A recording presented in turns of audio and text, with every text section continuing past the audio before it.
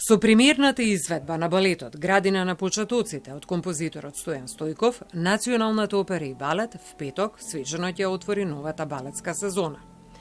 За мене потребата да се создаде едно дело и во континуитет да ја чувствувате возбудата кога се раѓа нешто ново е смислата на животот, вели Стојков.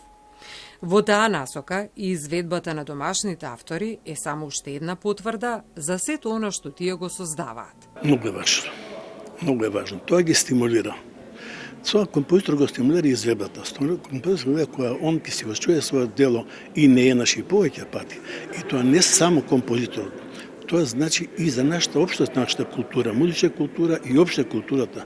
Затоа творешото е идентитетот наш. За композиторот Стојков, ова е прва соработка со турскиот кореограф Джан Арслан и како што вели самиот, веднаш се разбравме на кој начин ги гледаме нештата.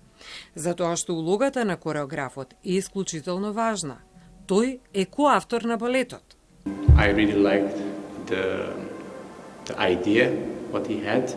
And the music is very strong, and I saw his vision, and I also talked to him what I see with this music, and it was very similar ideas, so I decided to go with this project. На кој начин ќе биде презентирано домашното творештво, говори за тоа на кое ниво е свеста што представува национална стратегија и сите фактори кои имаат подеднаков влог во неа. Джан Арслан е светски признаат кореограф со кој сме соработувале повеќе пати, вели Павлов. Но тука се отвора едно друго прашање во врска со македонските кореографи. Морам да напоменам дека за ова дело сите македонски кореографи, лично јас како раководител, тогаш ги прашав и бев одбиен. Од сите македонски кореографи. За жал. Тоа морам да го напоменам.